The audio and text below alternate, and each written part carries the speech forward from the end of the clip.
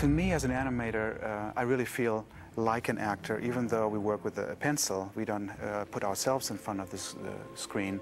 But it really is acting. People ask me sometimes, oh, you have to do all these drawings, and aren't you getting bored? And it really, we don't think about drawing, we think about acting. He basically says, idiots, I will be king.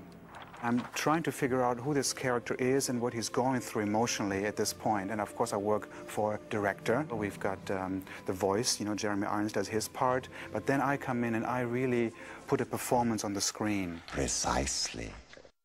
And for a character like Scar, it is an animal. So you have to bring animal qualities, a real lion walk and how a lion moves and their mannerisms. Plus, you have to humanize that and have real facial expressions that a human has. So it's a funny combination of things. It's different than animating a human character. And I've had experience with humans mostly, you know, even though I've done characters like Roger Rabbit or Mickey Mouse, but they are human characters. They walk on two legs, and the actions and acting is very humanized.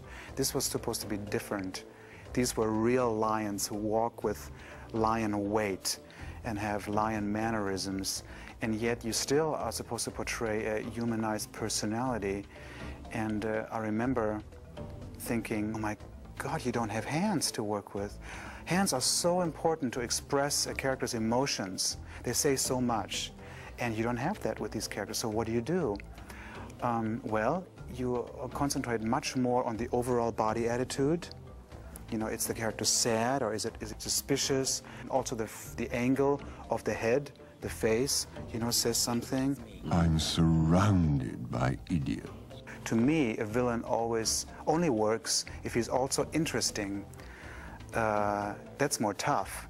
You can have him beat people around and have him call people names and that sort of thing, and just show him doing evil things, but he has to be an interesting person, an interesting character. So that's what you're really working at, is like, who is this guy?